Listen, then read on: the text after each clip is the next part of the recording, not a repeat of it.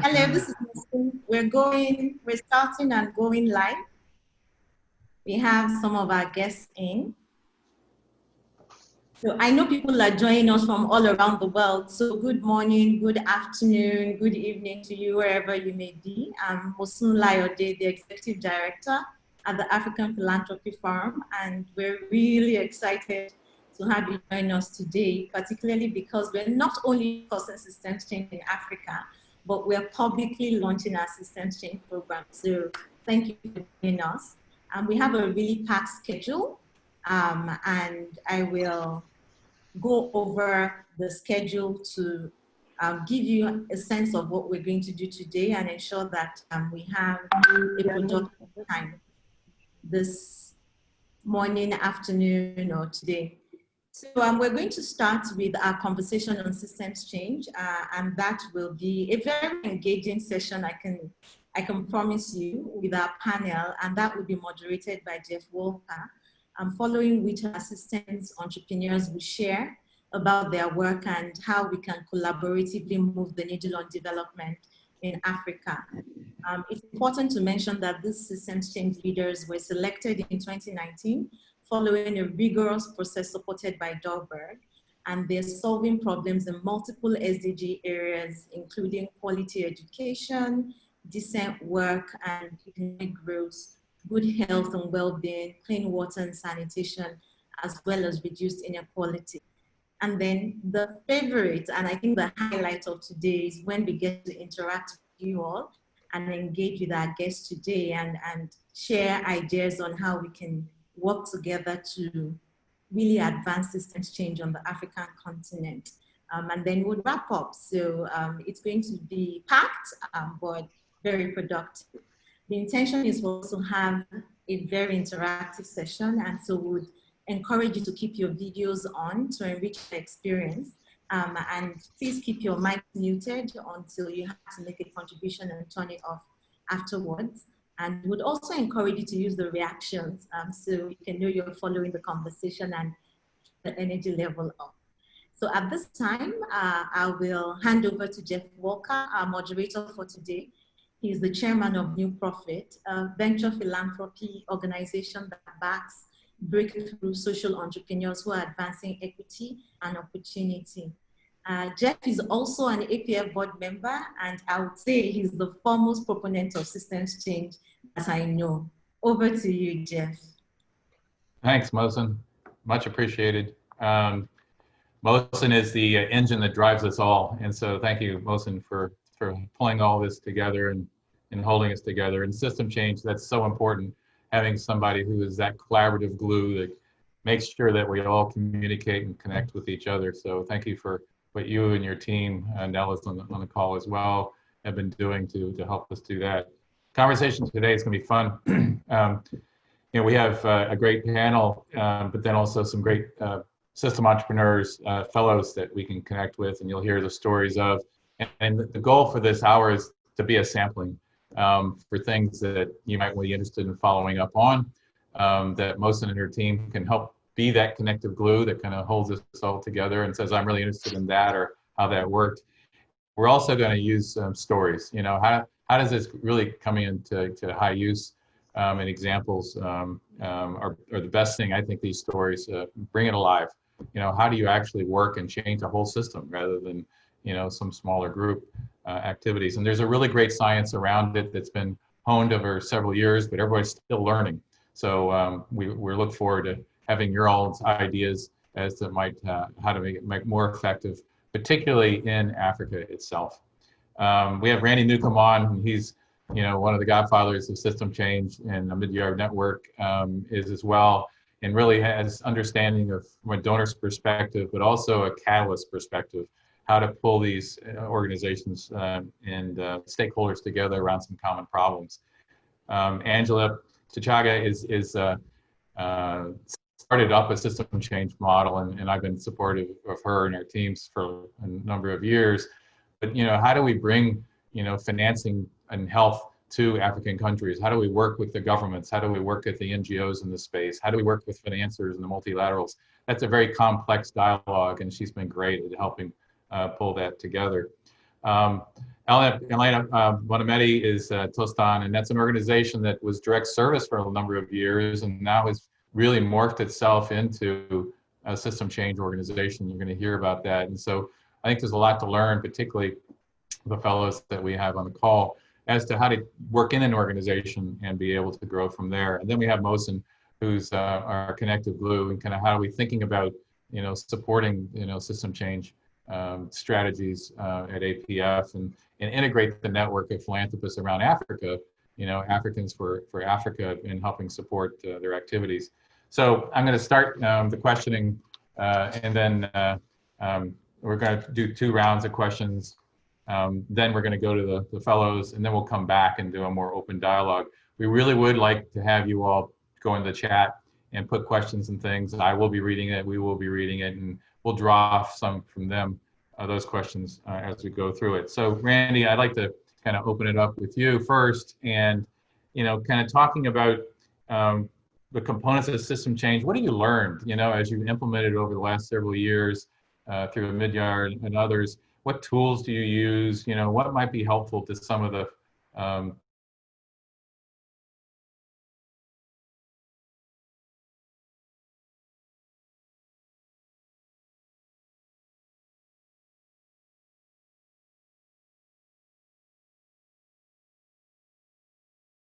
is our Francisco around the COVID-19 virus. So my spirits have been flagging over these 6 months, but I'm just lifted today to see so many friends and to participate in this wonderful conversation with you. And yeah, it's a really fantastic question. And I know we only have a couple of minutes, but I will say that this journey for us across Midyar really started well back in 2009 and 2010. And in particular, what I was experiencing and watching across all of our philanthropic work, certainly around the world, but more specifically across the Africa, many of our partners on the continent, is that oftentimes we were coming in and wanting to talk about parts of the system or particular projects or particular problems. And many of our partners would expand the conversation into a much wider aperture. And they would want to talk about what's happening at the community level, the regional level, the national level, the continental level. And it was an interesting to watch how our orientation on our side philanthropically tended to be, let's break it into our parts. Our partners tended to focus on, no, let's talk about the whole. And so this really intrigued me and really sparked my curiosity for what was happening. And of course, Jeff, as you know, as many of us really began to look at the role of systems thinking as a way to get us out of that trap of looking at individual parts or to look too narrowly in individual areas. And so I think one of the biggest learnings is that this systems thinking approach has really enabled us to view the world in a much broader view and a series of complex interventions. And it also encourages us to take this really deep exploration to begin to identify various leverage points across the system around which, on the philanthropic side, and those of us who want to introduce social change, can really yield much greater impact at scale. And I guess just to answer your question here in the remaining minute or so around some of the lessons that we've learned, I think for me personally, as the leader of an organization, one of the biggest lessons I had to learn was really to begin to check my assumptions, to check my bias, and to check my worldview. And I wasn't aware how much my local context, my local setting really informed my view of the world. So today I'm speaking to you from San Francisco. I look out my window across the street to Golden Gate Park, and it's easy to begin to think that this is the way that the world looks, and to not to take into account that it's dramatically different in many places around the world, and we have to begin to explore that reality to understand what that holistic understanding is. The second part of this is, I think, a learning for us was to really begin to trust the process of exploration through a systems thinking approach, to be patient with looking for solutions, to be patient with looking for answers. And oftentimes I noticed among our teams, and I noticed the bias among our executives, is that sometimes we didn't recognize that sometimes the questions are more important than the answers. And we needed to understand, what are the questions we're asking? Are we even asking the right questions as we begin to explore some of these efforts? And then I think lastly here, it really encouraged us to develop a culture of learning, a culture of discovery, and a culture of exploration. And to get out of this kind of Western-oriented trap that was solely focused on solution, but really begin to explore and learn in ways in which perhaps we hadn't been in the past. So it's been an exciting journey, and certainly happy to talk about that more. Thanks, Randy. That really resonates with me. And you know, Angela, why don't maybe talk about, I think bias is, you know, gee, we in the Western world don't know enough, so we need to listen more and have managed egos. Have you found that working in multiple countries? Because there's lots of different perspectives and lots of different ways to approach a problem as opposed to one way. How have you approached it with the Financing Alliance? Thanks, Jeff. And you know, I think sometimes, and just listening to Randy, and thank you so much, Randy, for sharing that, we tend to try and put situations in boxes because it's easier for us to understand. You know, Africa is a box, East Africa is a box, but there's so much variability across different countries. And understanding that, especially for the Financing Alliance, and because our primary role is to be advisor on governments to how the government can engage non-state players and also how to bring the worlds of health and finance together. What we have learned in our journey is that no one stakeholder actually has the full answer, right?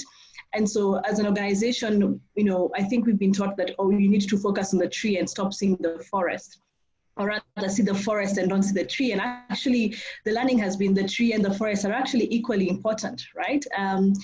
As the Financing Alliance in system change, we must see our organization as the tree and also see the ecosystem as the forest, and try and figure out how to balance the two and say, as a tree, what is my role? And how do I, as a tree, map the other trees in the forest and understand how to leverage their visibility into this particular landscape, how to leverage those relationships and use those relationships in country to expand our scope for impact. How do we leverage that learning, that experience that other organizations have in those kind of countries? How do we actually leverage the assets and resources that they have? And so it's not about going into a country or into a new country and thinking that you're coming in with a solution. It's actually other stakeholders recognizing the value that you bring as an organization and inviting you into that ecosystem so that you can supportively and collaboratively support the government in thinking through how to increase investments for primary and community healthcare, how to crowd in private sector, how to de-risk private sector entry into health and primary health. And so it's an ongoing learning, it's an ongoing collaboration, it's an ongoing conversation. And another lesson we've learned is to build trust and interest within this ecosystem of players. How do you first demonstrate value so that then you're able to appropriate value from the collaborative and other stakeholders within that system? So it's not about going into a system or into a country and saying, this is what I have, I think I have the answer and I want to show that immediately. But it's also trying to realize that you can't just think of leveraging others' resources if you're not actually willing to give some of that into the larger system. And so it becomes a relationship, a true relationship of give and take, as opposed to a one-sided relationship. And what we have also learned is that with systems change and looking at your stakeholders as valuable assets, you're able to scale much faster. And scaling is actually important for viability and impact. You're able to refine your structure and become more effective in how you do what you are planning on doing. You're able to sustain relationships and sustain your in-country presence. And that is actually very important to be able to have lasting impact as well. And you're also able to learn from each other, and so that you don't have to make the same mistakes as an individual organization that others may have learned in advance of you. So that's, at a nutshell, you know, what we've been learning at that time on the continent and expanding across the different countries. That's a great list, Angela. Thank you. Elena, so talk about, what you guys have learned from Tostan as you've, become even more impactful in the systems change side. And you guys really have amazing strategies around changing social norms. And that takes, from the core, home level all the way up to the government levels. How have you approached it? Thank you, Jeff, and thank you everyone for this great opportunity to sharing our story. And you said in your introduction that we will tell some stories. So let me start with one story. The story of a group of people that 30 years ago were deeply convinced and deeply passionate about empowering education being really the key for people to find their own solutions to their challenges and to develop actually their vision for well-being. And so 30 years ago, the Community Empowerment Program was born thanks to the feedback by community villagers. They really wanted to have a better future for their communities. And so that story of social change has then become a system change. So how that happens? So the Community Empowerment Program has allowed people to question their values and to reinforce them by abandoning practices that were not aligned to them. And so this model has allowed more than 8,000 communities to abandon publicly female genital cutting and child marriage and go through a process that has really made them a social movement. We sometimes were defined as a social earthquake. And that has really led also to women to become leaders. So more than 20,000 women have become leaders in their communities thanks to that empowering education process, and then have become a representative of their constituency and of their communities, and have started advocated for allocation of resources according to their needs.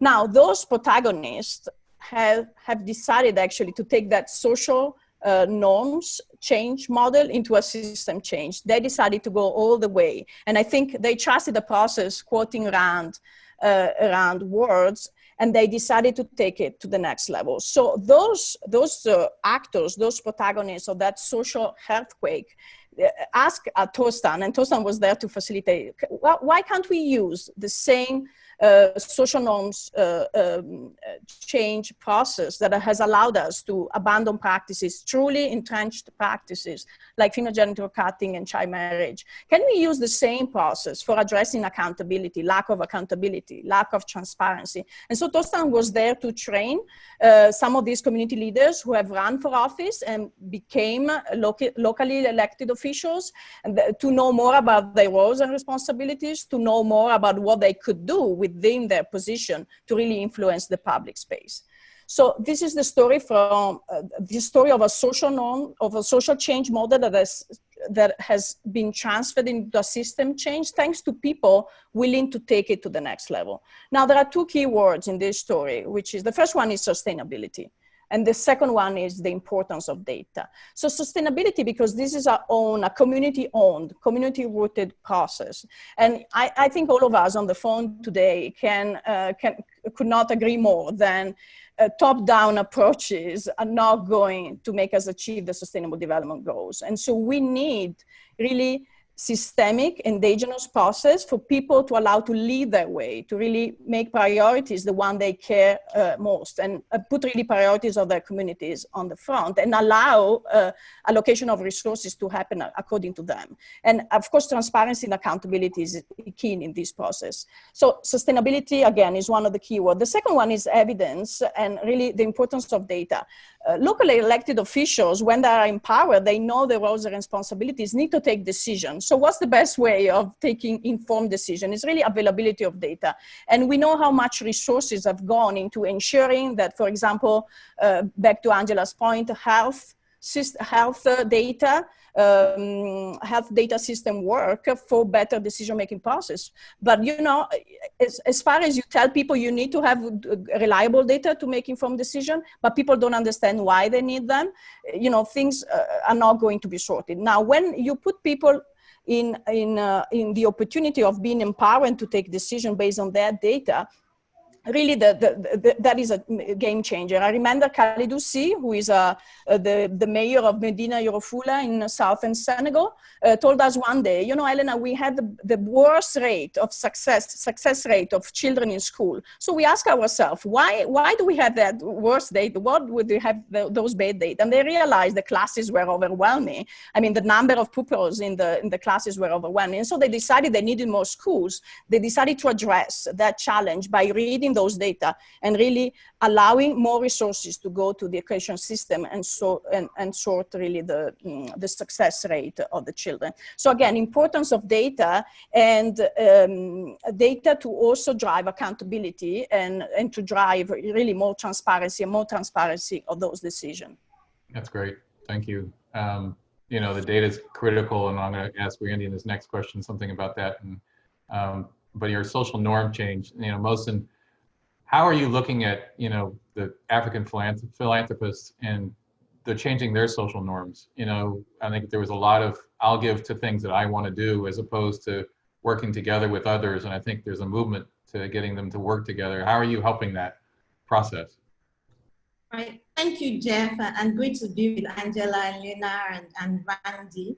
I think I'll start by saying that when we started planning the systems change program last year, we had no idea there was a pandemic around the corner. And as much as this has disrupted our world, I think in a sense it's been mixed blessings, because the disruption has heightened our awareness of the realities that we face as Africans, and it presents an opportunity for African philanthropists to rise up to the challenge of fixing our very fragile systems. It's no surprise to any one of us, so much billions of dollars have been pumped into Africa for decades, and yet we're struggling to achieve sustainable and inclusive development in Africa. So clearly, we can't continue to solve our problems the way we have always done. And that's why putting together this cohort of systems entrepreneurs who are leading change efforts across Africa is very important to us at APF, because it gives us the opportunity to bring philanthropists within our network and even outside of our network that have an invested interest in the development of Africa to come to the table and gain a deeper appreciation of what it means to shift systems. And it's not, systems change is not a new concept, but we're just beginning to become socialized to it on the African continent and within the community of philanthropists that I work with. So learning from like-minded individuals like Randy could, this is a learning journey. Sometimes the questions are even more important than the answers. And so APF provides that platform for philanthropists to learn and share and rally around causes they identify with. And again, I think Angela mentioned the fact that one person can't solve the challenges we have. One individual, one foundation can't do this. And so we can't continue to work in silos. It's important for us to collaborate on the issues that we identify with so that we can solve the systemic problems that have plagued us for decades. I mean, it's becoming clearer that philanthropic capital is impertinent if we're going to shift systems in Africa. Most recent figures say that Africa is facing an annual funding gap of 500 billion to 1.2 trillion in order to meet the SDGs. And so it's important that we begin to bring philanthropists with shared values together to pool resources and so that we can be more collaborative towards achieving lasting change in Africa, which is emblematic to what we do at APF. We really believe in bringing people together around causes and not working as individuals, because that would take us a long time to make any difference. So Randy, how, as we've at APF, Mohsen's identified the causes, and this is part of the advice you just gave, which is focusing on the problems, not necessarily the answers. How have you done that, and how do you use your tools, whether it's data measurement or systems mapping or other things, to assist? Yeah, it's a really good question, and I will admit that it's been a challenging journey for us because our orientation is much more towards a kind of much more towards a linear way of thinking, or I like to call it kind of a manufacturing model for philanthropy. And much of American philanthropy has been captured by that linear thinking. And just as an aside, I think one of the more exciting opportunities and exciting ways of thinking about the future for African philanthropy is that you can really leapfrog that bias. You don't have to be captured by linear thinking.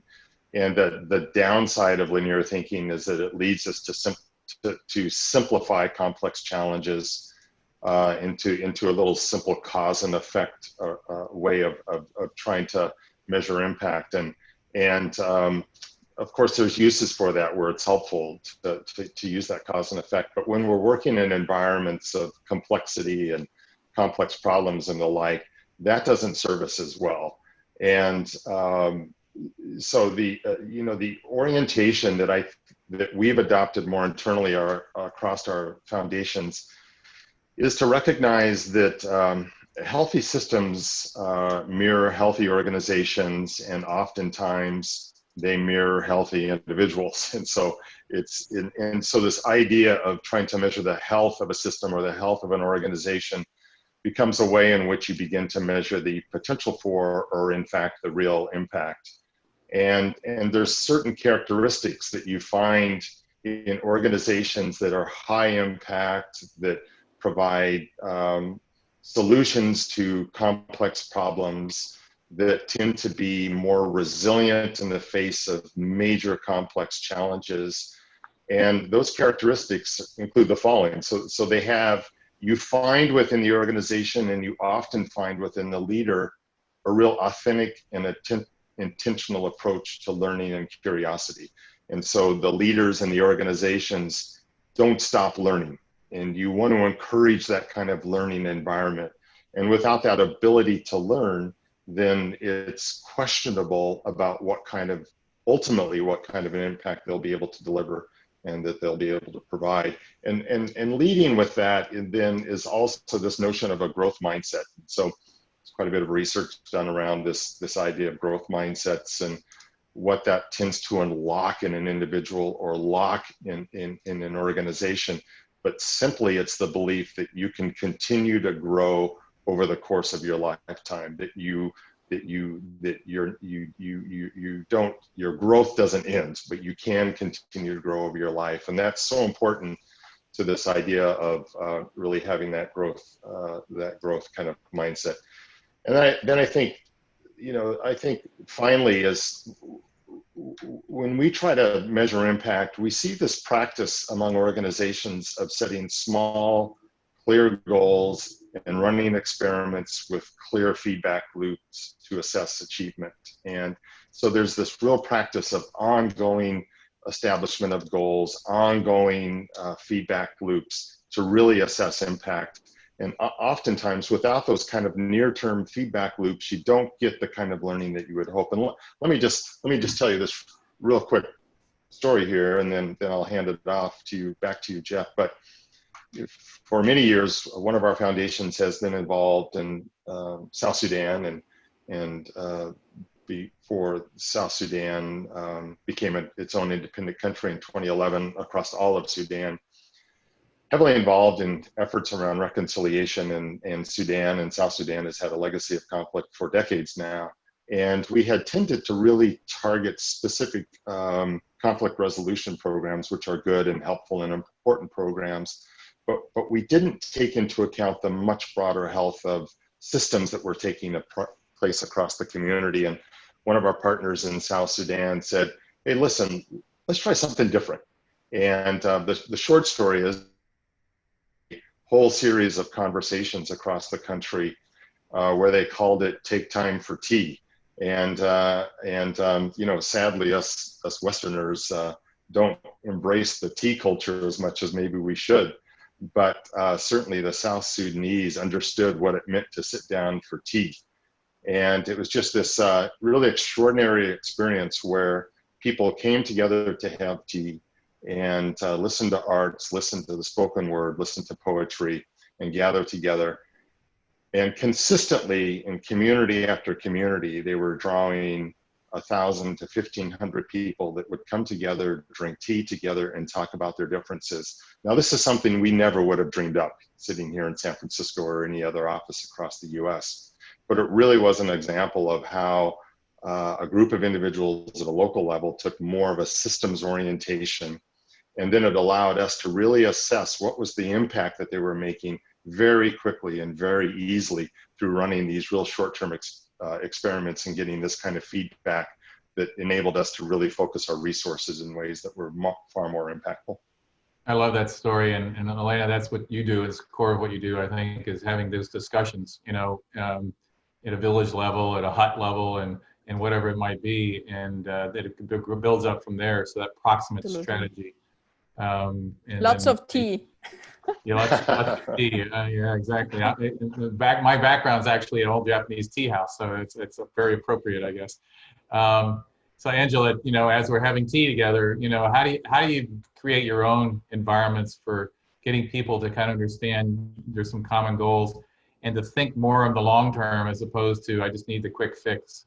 How are you thinking about that? I love what Randy said around, you know, systems are not simplistic. They're not linear. Systems are complex.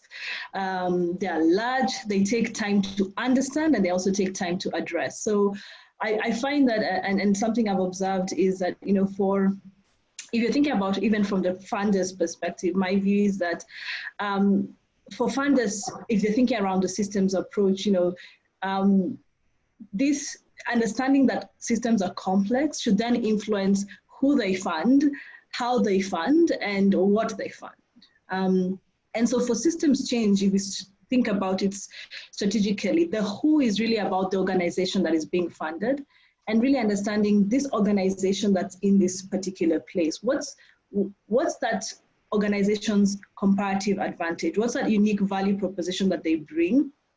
That's the first value. Then the second one is, does this organization create intentional touch points with other key stakeholders within that larger ecosystem, right? Just to the point that Randy has said, you know, it's not just one organization that's going to get the kind of impact that you want in a system, right?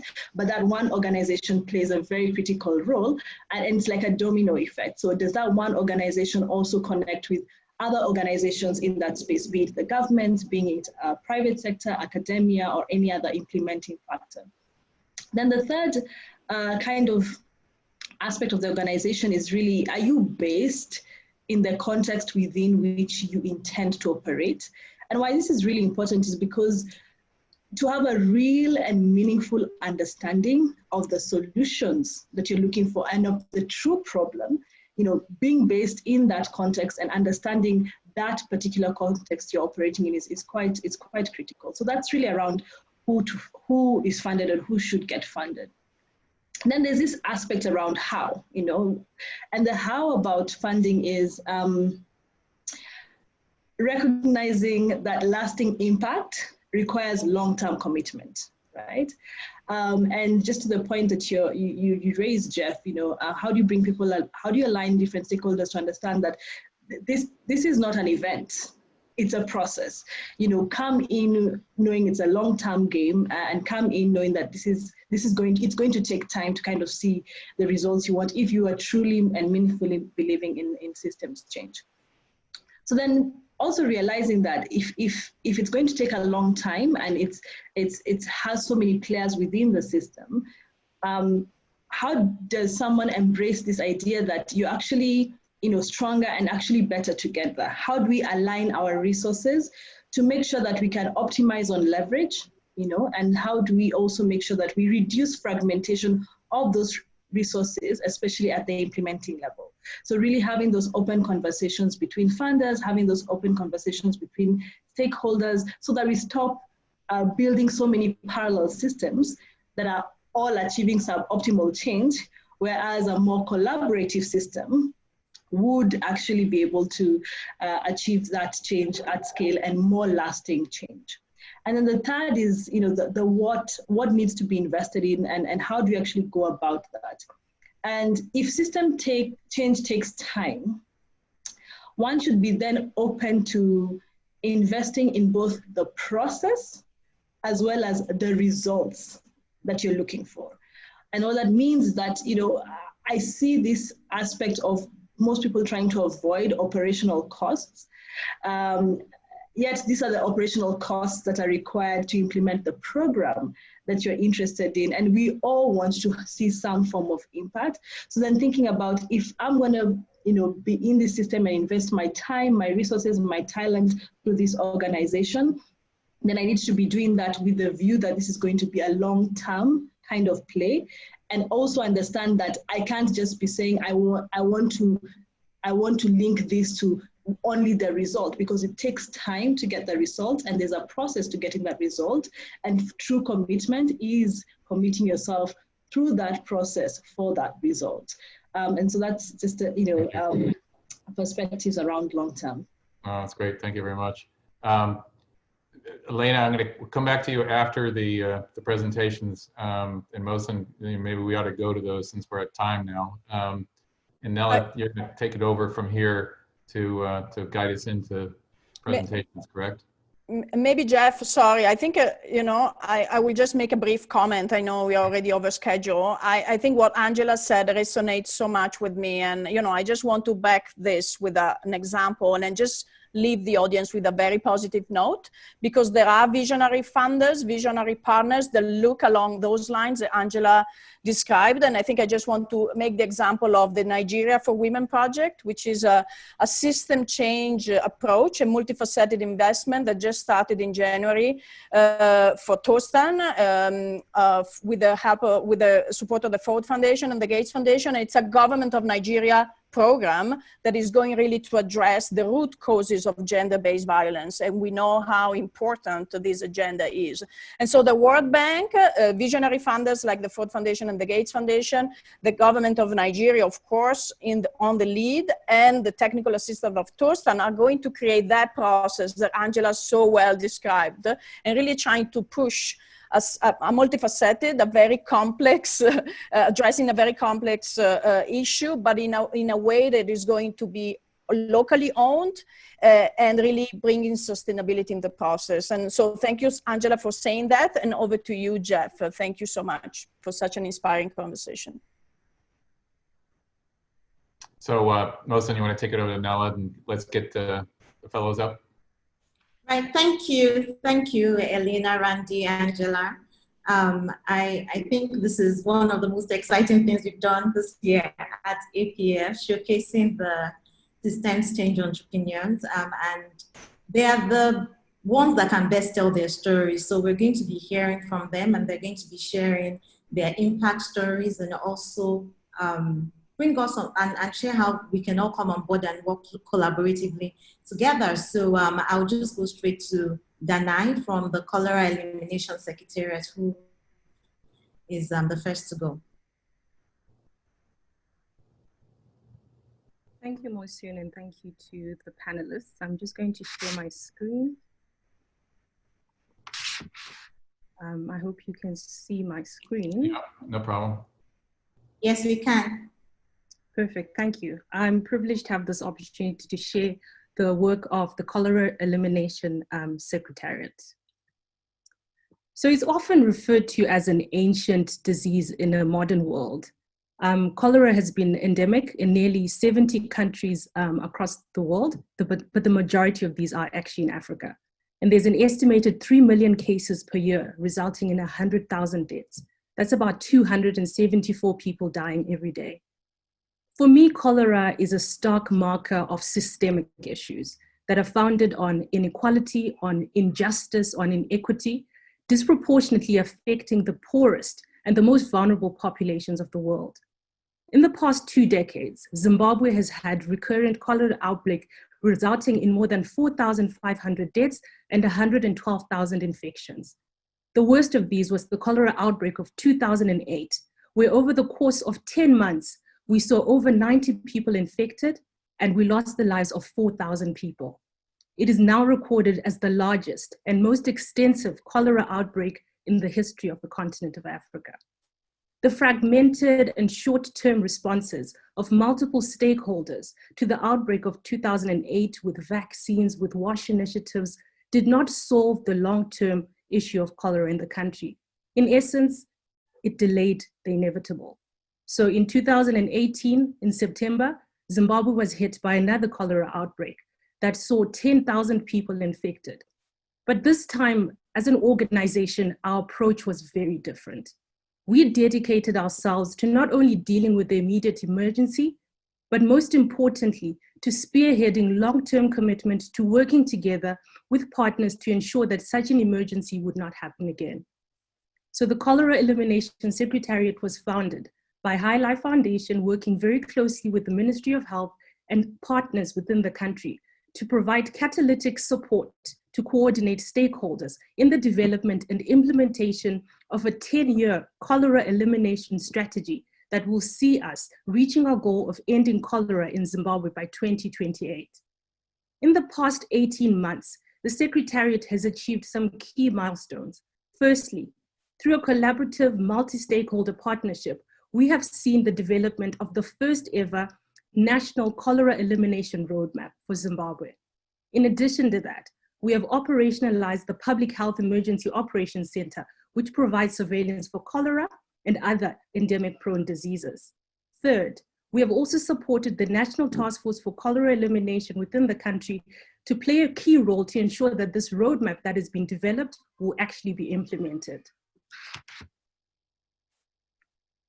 Sorry, I realized that I did not move my slides there. Now, our ultimate goal is a Zimbabwean population that is free from cholera, with 0 cholera cases in 2028.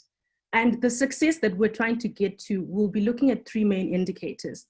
So the first thing we're looking at is strong early detection and response mechanisms, and the Public Health Operations Center will play a key role here. We're looking at the prevention of disease occurrence by targeting multi-sectoral interventions in all 81 cholera hotspots. And we're also looking at an effective mechanism of collaboration for technical support, resource mobilization, both locally and internationally. So speaking to you today, for us, people are at the center of what we do. And our goal is to engage with the government, with the private sector, with like-minded philanthropists and partners who can collaborate with us to ensure that our interventions can scale deep and that they're sustainable. So when you ask how, essentially for us, these are some of the models that we look at. We look at innovative financing models. Eliminating cholera will need an investment of over $60 million. We're looking at collaborative innovations. Share ideas with us, innovations that can help us address some of these systemic inefficiencies. We're looking at technical expertise, so support can come in the way of technical skills that can help us to enhance our impact. We're also looking at collective impact models, so working across different sectors with a common goal so that our impact can be sustainable. And lastly, we're looking at resilient networks, where we can build networks that are cross-border, cross-cultural, that we can nurture collaboration, innovation, and systems change. Every death from cholera, in our view, is preventable, especially with the tools that we have today. And the time to accelerate cholera action is today. We believe that through collaborative action, the goal that we have to eliminate cholera in Zimbabwe by 2028 is definitely possible. Thank you for taking time to listen to our work as the Cholera Elimination Secretariat. If I may introduce the next systems change entrepreneur, who is Femi Taiwo.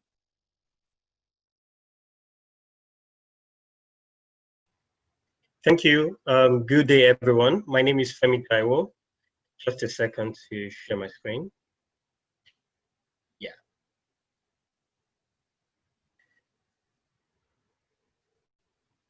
Yeah, good day, everyone. My name is Femi Taiwo. I work with Leap Africa.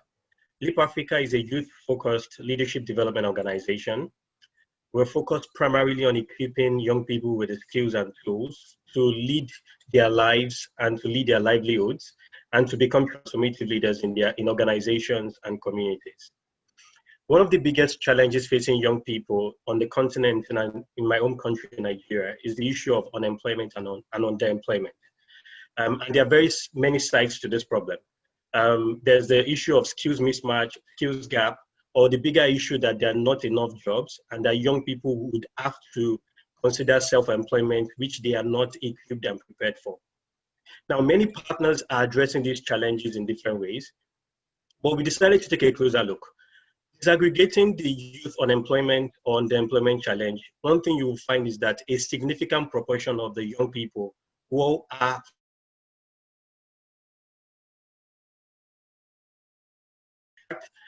research shows us that only 1 in 4, 1 in 5 will get to go to IONS, if at all. So the challenge for us is, how can we make secondary education work for young people? How can we correct the problems that we're trying to correct for secondary school? How can we exist at the student level, at the teacher level, at the school level, at the household level, at the district level, at the state level? And of course, like we've just discussed today, it's not linear, it's very complex, and there are different dimensions to it.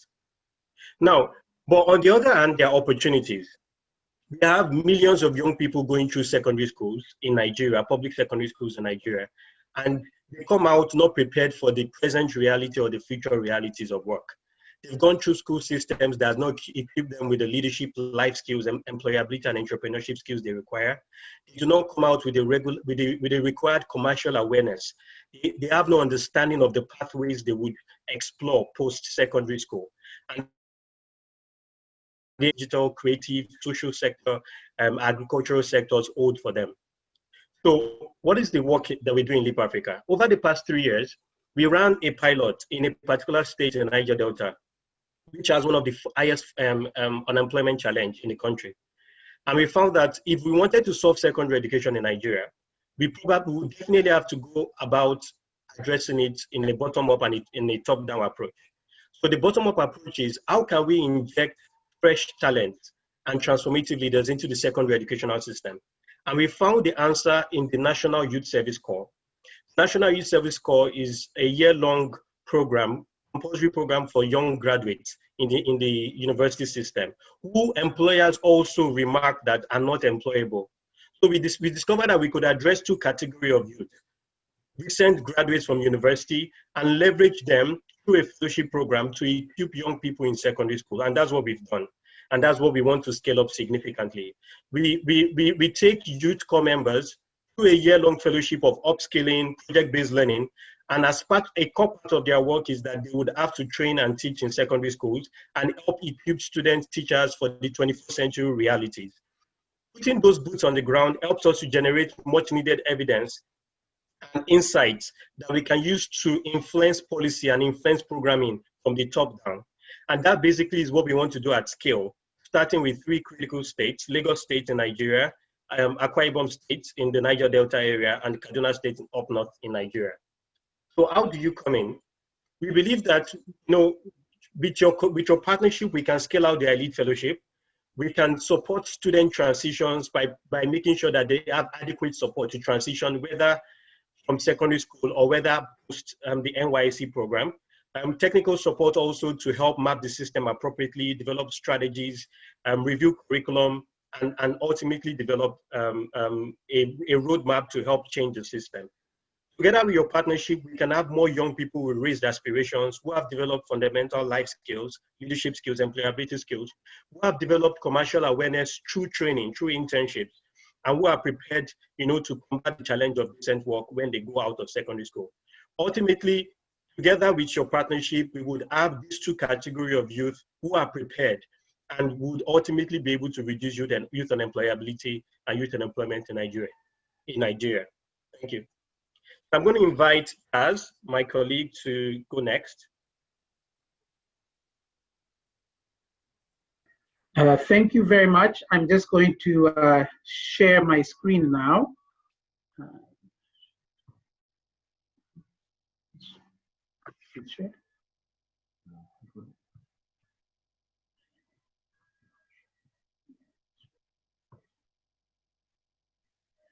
Right. Can you see my screen? Yes. We can see. Right, great. Thank you very much. So I'm representing the Malawi Agricultural and Industrial Investment Corporation. And I want to begin with a brief background and then share a few of our activities. So the Malawi Agricultural and Industrial Investment Corporation, MIC, is a local development finance institution created to bridge the large financing gap in Malawi, both for infrastructure projects, enabling infrastructure, but also importantly, for smallholder farmers and for SMEs. So we're looking to broaden access to finance. MIC is private sector led.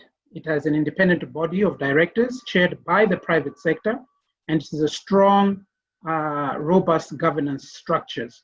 Our core mandate is to support development priorities through commercially oriented and financially sustainable projects that promote socioeconomic development and job creation.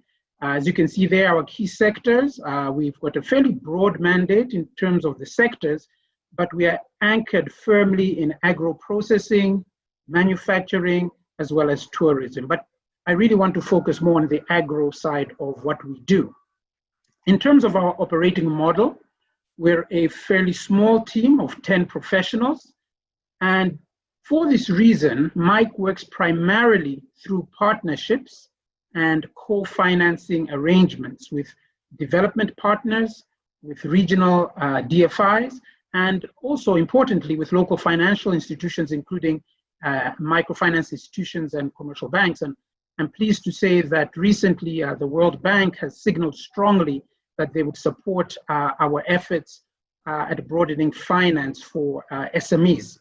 In terms of our products, without going into detail, we focus on blended finance solutions and really looking at developing innovative products that can allow our financing to be affordable for what are really difficult market segments to serve. If we're talking about SMEs and vulnerable communities, coming up with these innovative financial products is really very important. We take equity and quasi-equity stakes in SMEs, but also provide concessional debt financing.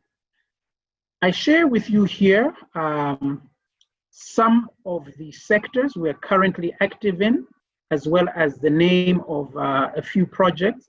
I won't go into the detail, but just to give you a flavor of where we're active. And you can see that agribusiness is fairly strong, as well as agriculture and some fintech. The total project costs you see there are not what MIC has invested.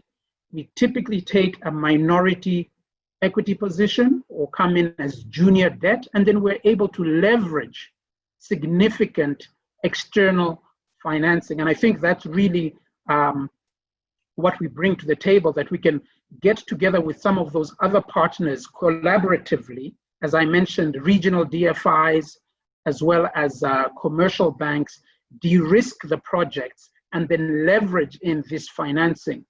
So what I want to do now in ending, in closing, is to share very quickly four case studies very quickly to show you at a practical level what we do. So the first one is a women's cooperative in a rural area in Malawi. And this investment involved trying to really help them scale their activity by investing in machinery and thus raising their productivity. This is a group of women that had been struggling to get the business going, but by bringing in that capital investment plus some working capital, we've really been able to get them going. The second example is a modern agribusiness hub located along the lake shore of Lake Malawi, and it really leverages technology in a really neat way. It's the entire hub is powered by solar power, as well as data streaming using spare capacity on a satellite service provider. And under this hub, we're then able to provide banking to this group of lakeshore community, as well as an agro dealer to bring in relatively cheap inputs, as well as a small clinic. So through the solar powered, we're able to bring in irrigation for high value crops. And then very lastly, in conclusion, I want to share two last examples. We've partnered with a microfinance institution called ComSIV.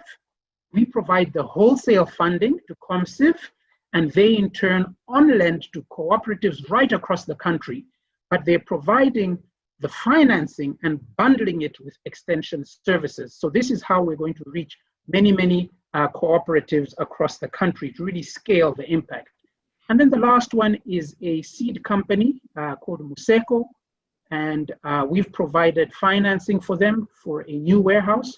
And what they do is they do seed multiplication, specializing in fortified rice, legumes, and maize. So that's Mike. We're fairly new, and would love to hear from you if you're interested to hear more about our story, and would love to partner with you as well. Thank you very much. I'm going to hand over and end the sharing.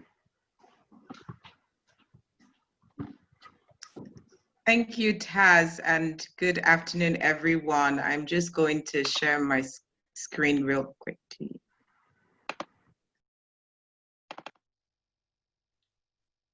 I wonder if you can see my screen. Yes, we can, Cholera. Thank you. Awesome. Okay, so I work with an organization called Teach for Nigeria, and Teach for Nigeria is working towards addressing educational inequity. And just before I go into the how we do it, I'd like to share the context about education in Nigeria and just where we are.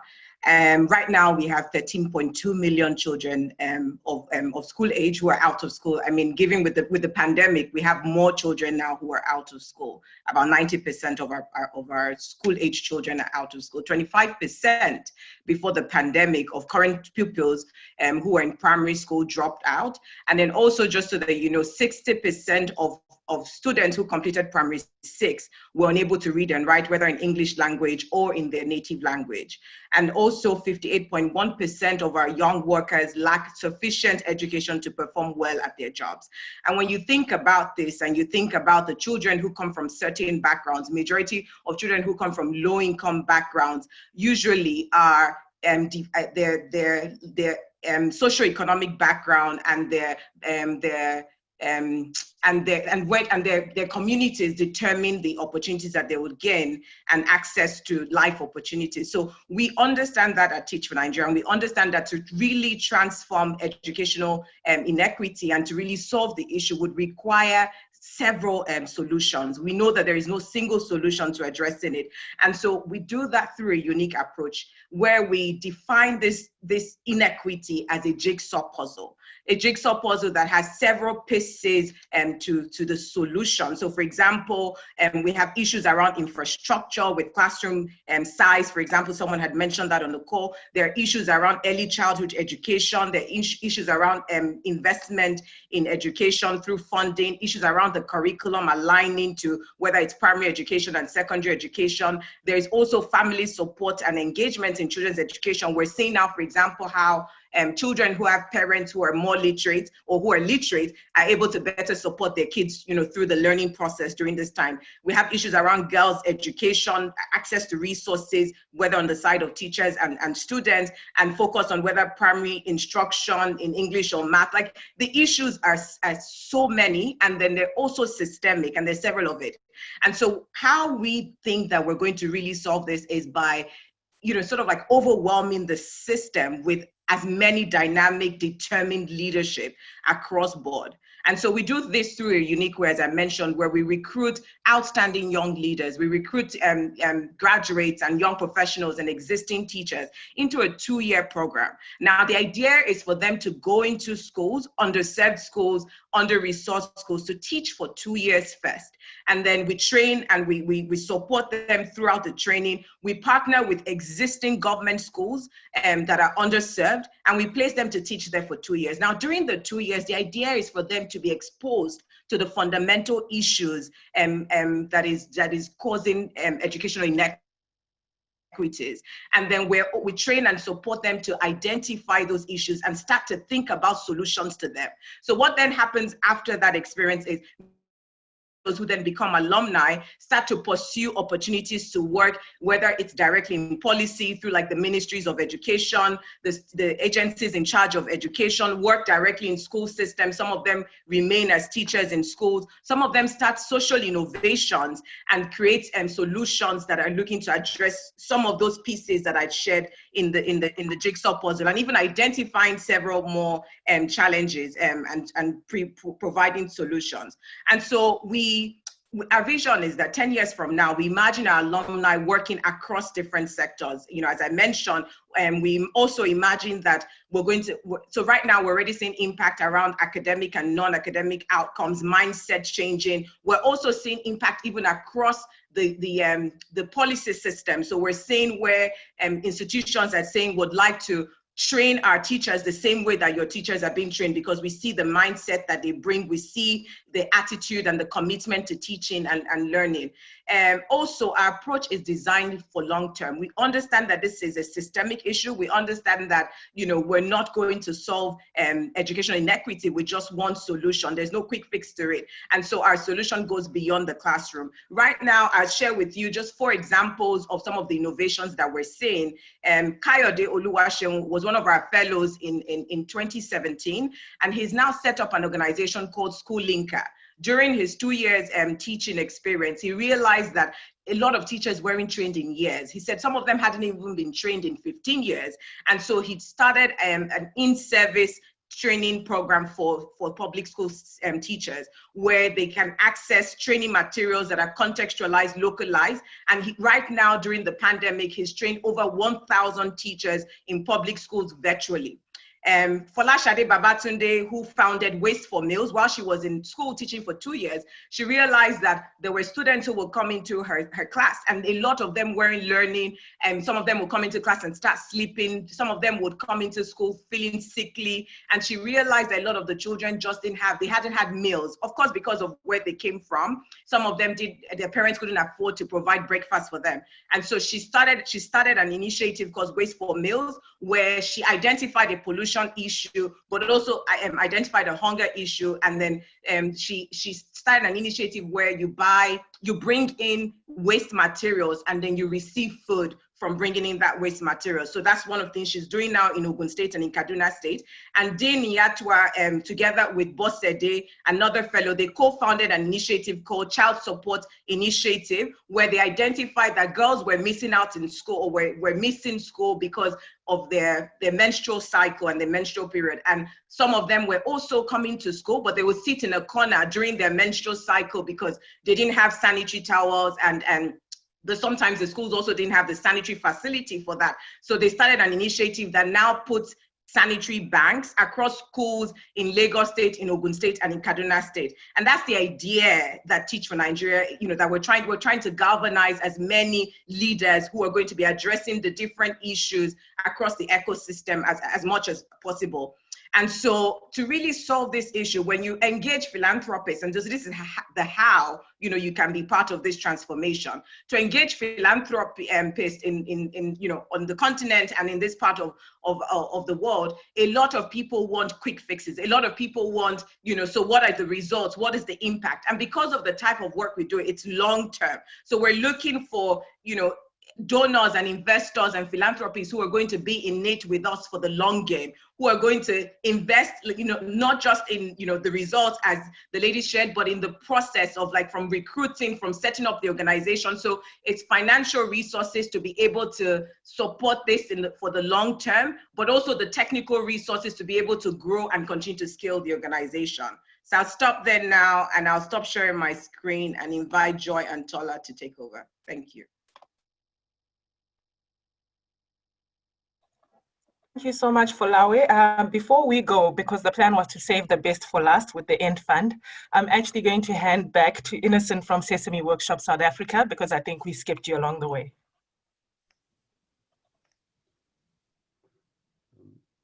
Yeah, okay, thanks. Thanks, Joy. Thanks, everyone. I'm just going to share my screen and get underway. Can you see my screen? Yes, we can, Innocent. Thank you. Okay. Right. All right. Yeah. Yeah, all right, good afternoon. My name is Innocent Nkata. I'm from Sesame Workshop, South Africa. We are the non-profit organization behind the children's educational program, Takalani Sesame, which is the South African version of Sesame Street. And our mission is to help children grow smarter, stronger, and kinder. So what drives this mission? What's driving this mission is our knowledge that the best investment in human capital is in the early years. And this is supported by the science, which tells us that 90% of a child's brain development happens before the age of 5. And to use the pun, it's a no-brainer where we should invest in development. Yet we know that globally, nearly 200 million children are at risk of missing their developmental targets because of lack of investment in this critical area.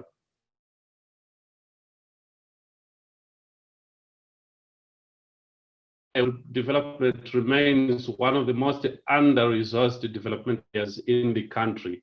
And as a result of that, about half of the nearly 7.5 million children under 6 years old do not have access to preschool education, which is quite a critical head start, and that can affect them for the rest of their lives.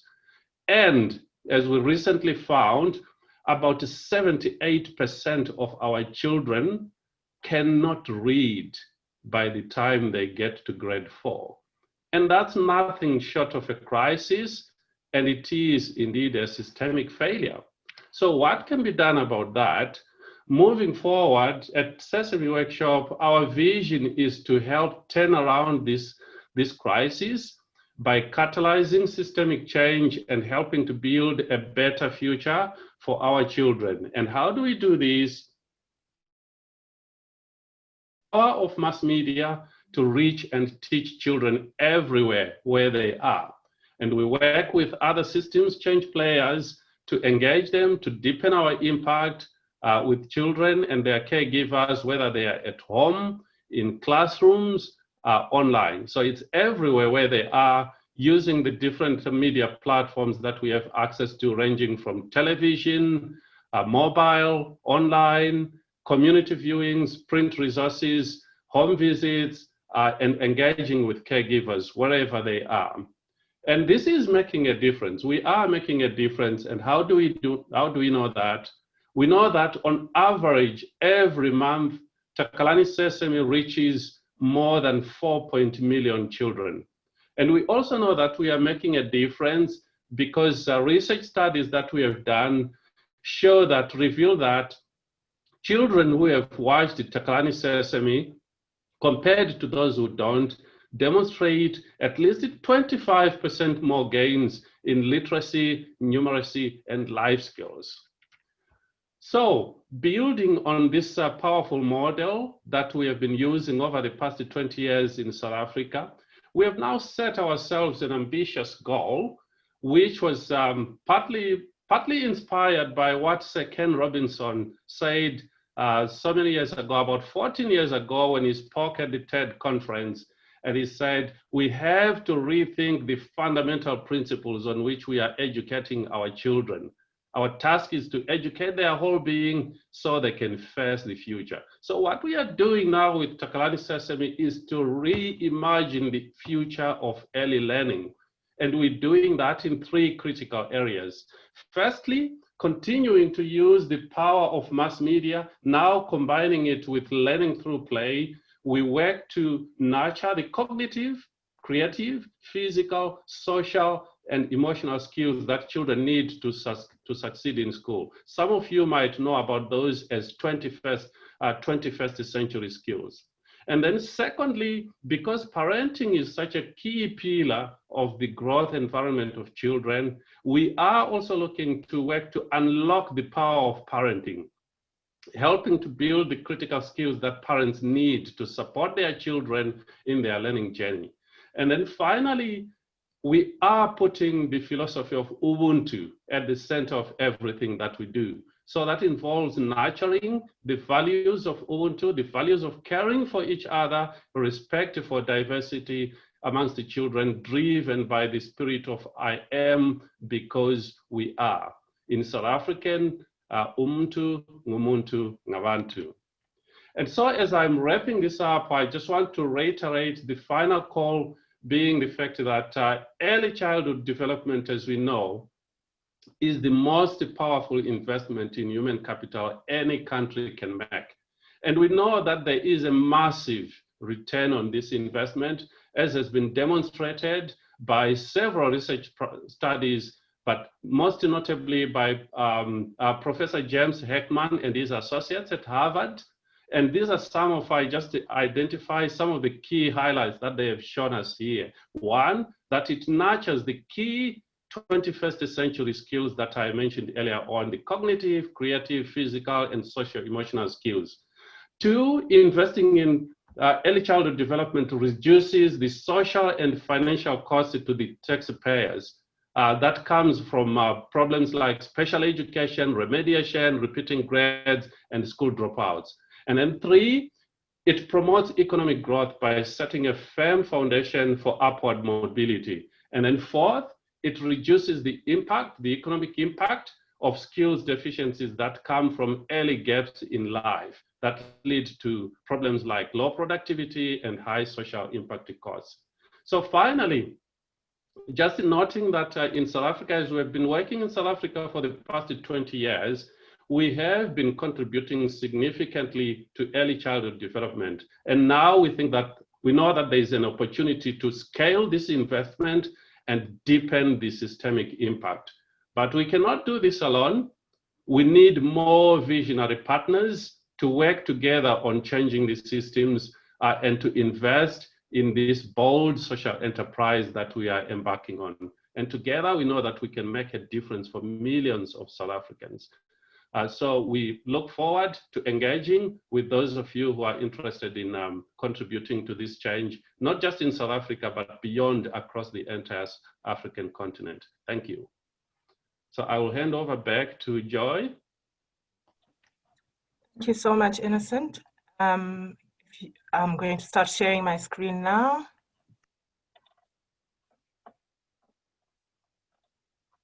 Is my screen visible? We can see it, Joy. Fantastic, thank you. So good day to you. My name is Joy Ruwodo, and I, along with my colleague Tola, will be presenting today on the End Fund.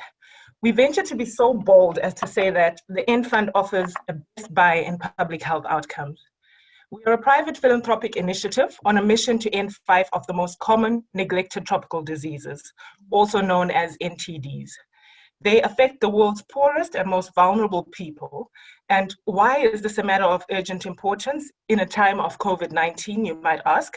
Well, because they affect over 1.7 billion of the world's population, with over 40% of those affected residing in Africa.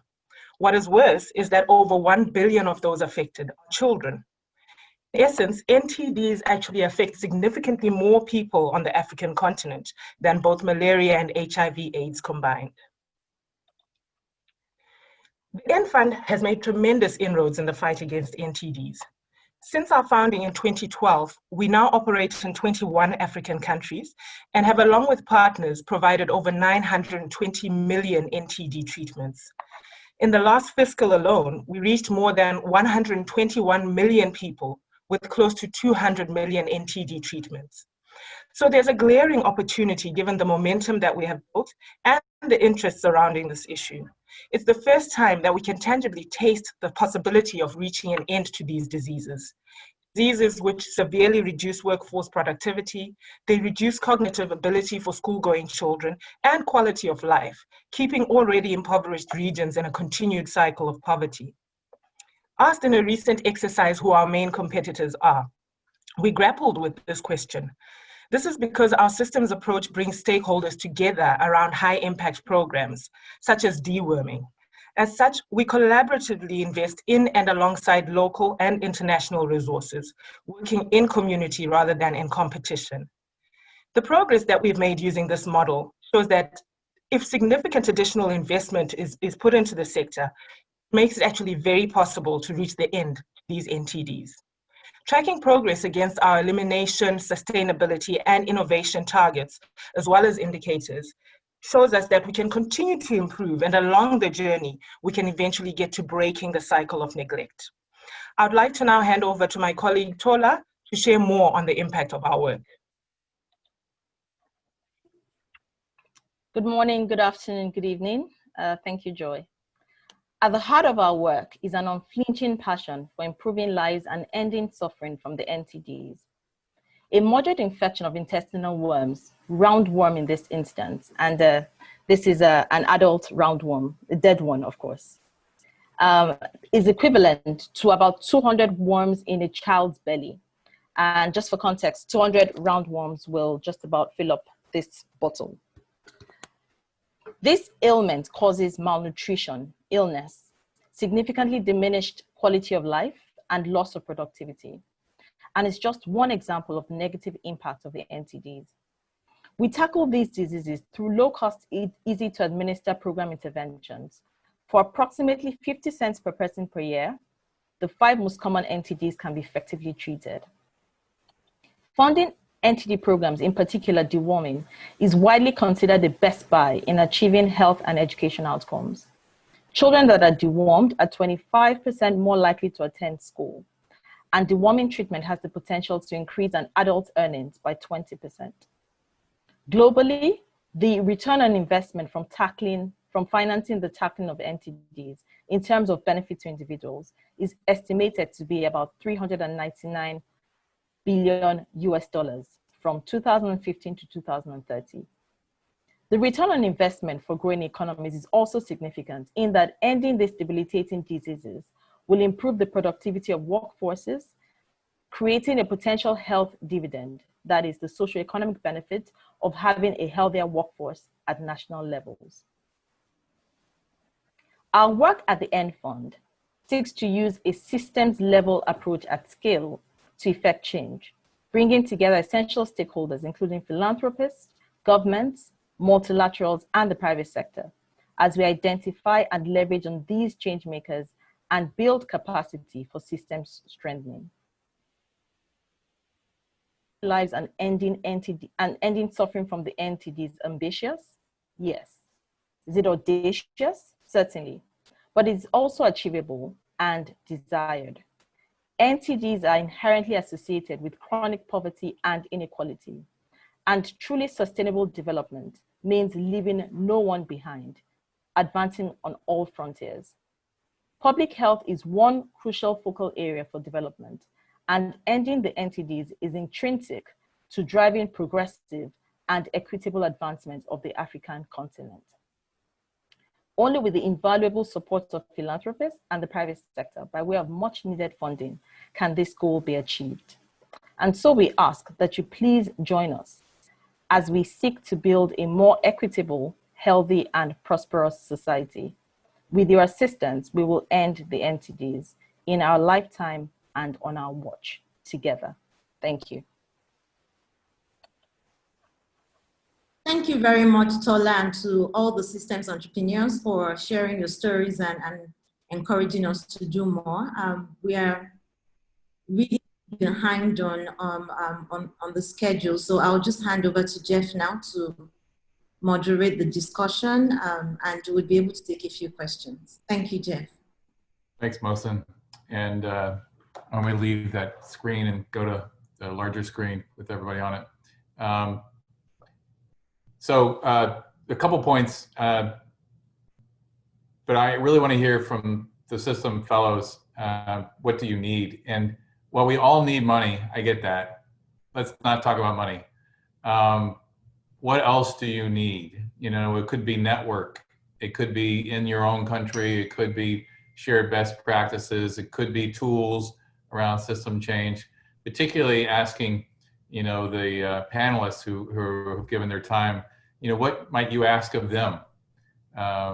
So I open it up to any of the fellows to ask. Okay, I think I'll go. Thank you, Jeff, for that question.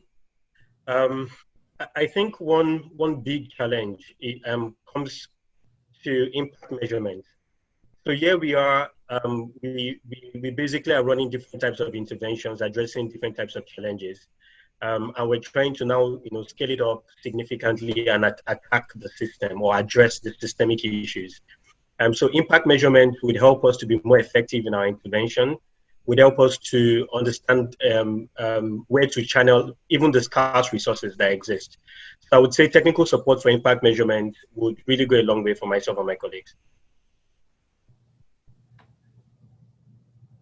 So any of the panelists have some advice for Femi?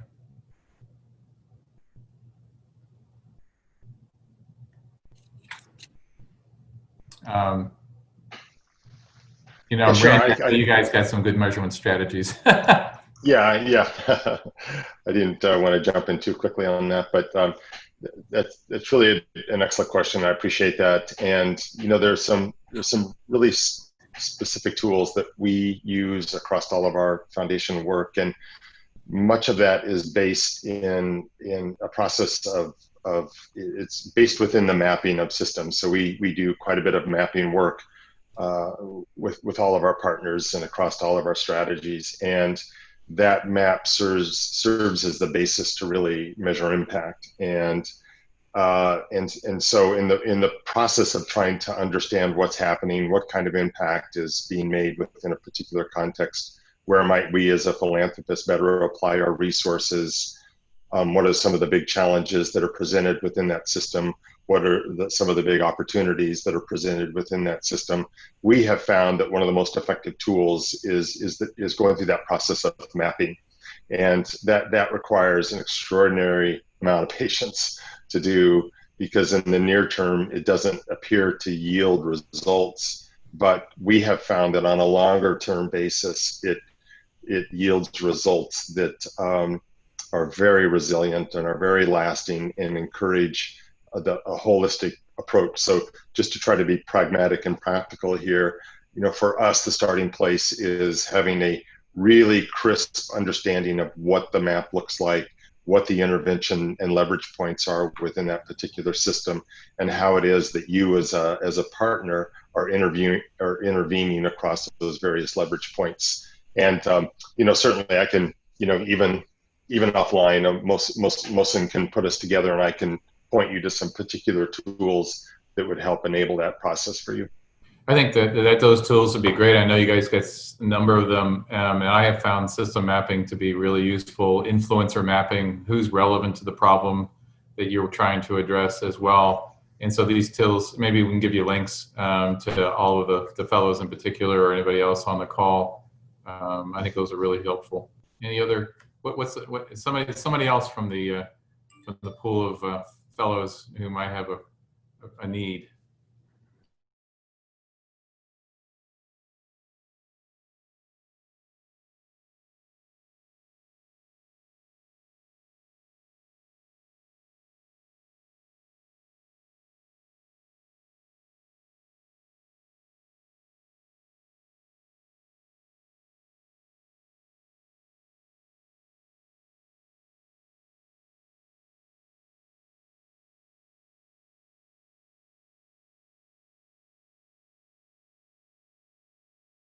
And been able to bring together different sources of financing to build sustainable models for these SMEs, perhaps with a bit of technical assistance as well. Listening to those kind of success stories would be great for us. Thank you. Thanks. Angela, I know it's not exactly down your path, but you're there working with governments and trying to put together long-term financing models. How have you been thinking about the private partnerships, particularly with companies and SMEs? Thanks, Jeff, and thanks, Taz. I guess the principles are very similar, although obviously the order of magnitude of a government's need is quite different from an SME. But that said, I think, as you said, you hit the nail on the head. Blended finance is the way to go. You do need the patient capital, you know, and you also need to obviously de-risk private sector investment. And so, you know, philanthropy and other sorts of social capital will then help you attract that. What we've seen that has helped in terms of finding the right way to blend capital and also finding the right way to encourage entry and crowding other people, basically catalyzing additional people into the investments, is making sure that you know, the debt aspect of that blended finance actually has a long grace period that then allows the SME to have time to show results. And then think about how then other players who are crowded in can then be used to buy down the interest rate of the debt component of that blended finance instrument when the SME meets particular targets, right? So again, I know the principles are different. Obviously, SMEs don't necessarily get concessional debt as governments do, but there are ways of building in buy-down mechanisms to make it more accessible to SMEs. There are ways of encouraging either a profit level or a target level for SMEs that then links the financing to an impact. And that also, if you link to impact, then it gives you more time to demonstrate that impact and gives you process as well as result kind of money. And that's what I would say, but there's quite a bit around SMEs. And I don't know if you know about Convergence. They do a lot of publications around you know, blended financing and how the different types of instruments that can be used even outside public sector. So I think that would be an interesting resource for you. So I'll just put a link. Exploring that, Angela, is a good point. Exploring that blend of philanthropy and return and how you can get people partnering together to support particularly SMEs because they want to create entrepreneurial environments. Any other question from the fellows? I have one question. Yep. So when I think about Teach for Nigeria and I think about where we are now, so we're in our 4th year of operation, and thinking about building collective leadership to transform the system, we're getting a lot of interest from, so like the officials who work with the Ministry of Education or with the agencies managing education. We're getting interest from the head teachers who are equally saying, we want to be part of your fellowship. We're actually getting institutions who are training teachers also reaching out to say, how can we deploy your type of training in our institutions and in our schools? And obviously with Teach for Nigeria, and we're just growing, we don't have the capacity to engage with all of these individuals, but we see the appetite and we see the interest, and it's saying, how can we leverage, you know, your expertise, your insight to design something that could still attend to, you know, some of these interests and needs and build something that could be truly collective and collaborative and that could help accelerate, you know, the transformation that we're trying to see within the system. So it's like, how can we get head teachers and government officials and, you know, as many people as possible to join us in this movement, but we don't have the capacity to think through what that would look like, and also not like, and one of the things that we're trying to avoid is like shifting away from our core, you know, mission and what it is that we're doing. So I don't know if you know, if that came out. Elena, any thoughts on that as to how you work with multiple stakeholders in a country and a government? Yeah, thank you so much for your question, for Laura, your comment. I mean, I think that resonates very much with the kind of a journey we had at Tostan. So we are 30 years old next year in 2021.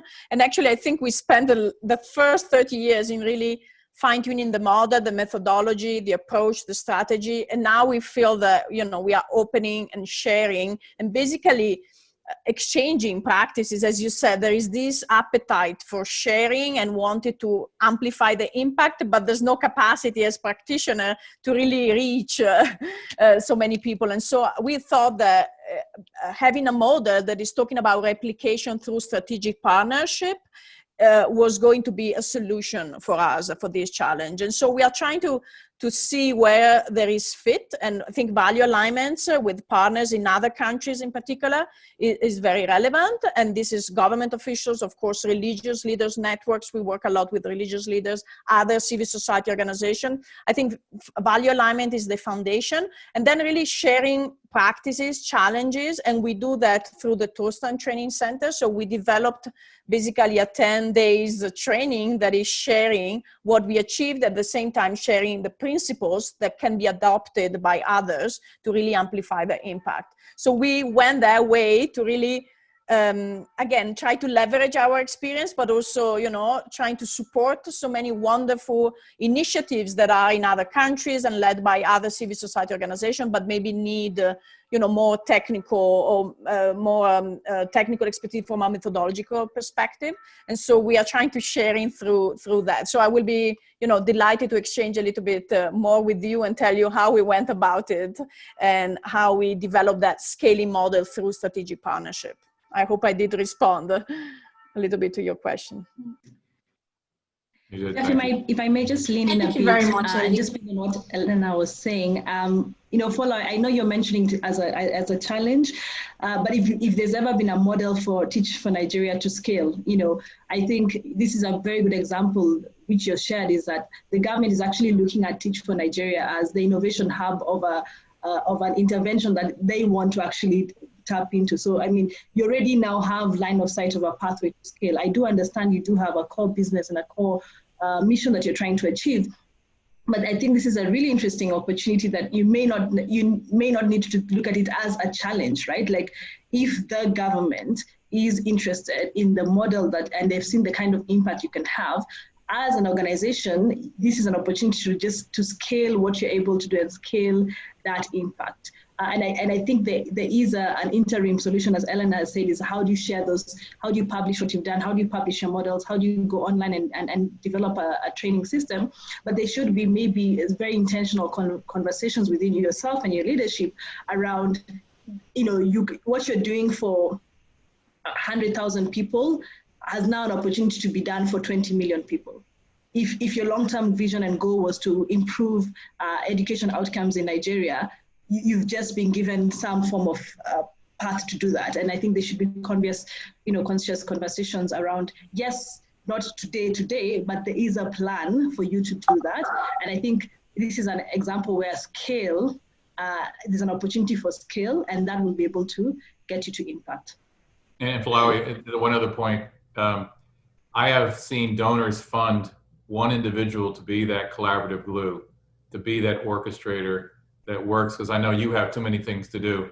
But somebody who says their job is to hold that conversation together and hold the relationships, you know, together. And it's affordable, I think, and highly effective. Mohsen, I'm going to hand it over to you again. Thank you, Jeff, and thank you everyone for your patience and waiting a few minutes over the scheduled time. We're really grateful. I would like to especially thank Randy, Elena, and Angela for spending time with us today and for the deep insights you shared and all the time you spent preparing for this session. I know we have we've been in communication with you several times in the past couple of weeks. So thank you for lending us your time and speaking today. Jeff, thank you so much for moderating the session. And I think it's important to also mention here that Jeff is an avid supporter of various initiatives in Africa. So we really want to take this time to say thank you for supporting systemic change in Africa. And of course, we're grateful to our systems entrepreneurs for sharing your stories and challenging us to join you to make deeper impact in the various sectors and spaces in which you are working. I cited some APF board members. Thank you, Queen Sylvia, Mrs. Masiwa, Mr. Ibodi for joining in.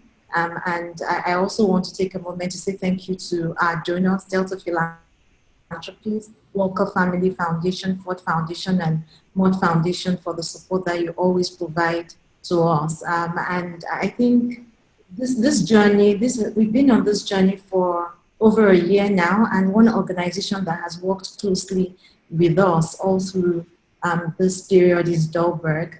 We want to say thank you to them for the unwavering support that they have provided in the planning stages, and now that we're implementing the program, we're deeply grateful.